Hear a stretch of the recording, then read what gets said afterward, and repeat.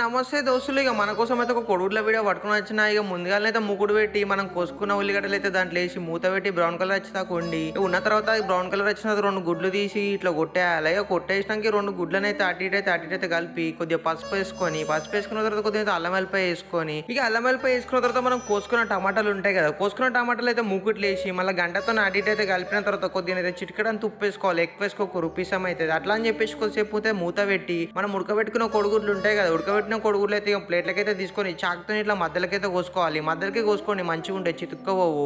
ఇక తర్వాత మనం మూత తీసి ఇక మనం కొడుగుడ్లు టమాటాలు అటు కలుపుకొని కొద్దిగా కారం వేసుకొని 2 స్పూన్లంతా మొత్తం మళ్ళీ గంట బట్టి అటు కలిపేసినాం అనుకో, అమ్మ కొన్ని వాటర్ అయితే పోసినాం అనుకో, ఇక పోసిన తర్వాత మనం కట్ చేసుకున్న గుడ్లు దిల్లు వేసుకొని గంటతో కొద్దిగా మెల్లగా కలపాలి. ఆగమగం కలపకూరు, చితుకపోతాయి. ఇక మూత పెట్టేసుకోసేపు అయితే ఆగాలి. ఇక ఆగిన తర్వాత ఒక 10 నిమిషాల తర్వాత ఇట్లా అయితే అవుతుంది మన కొడుగుడ్ల కర్రీ. దీనిలో కొద్దిగా ధనియాల పొడును మసాలా వేసుకొని ఇట్లా వేసుకొని గుసాయించడమే మామ.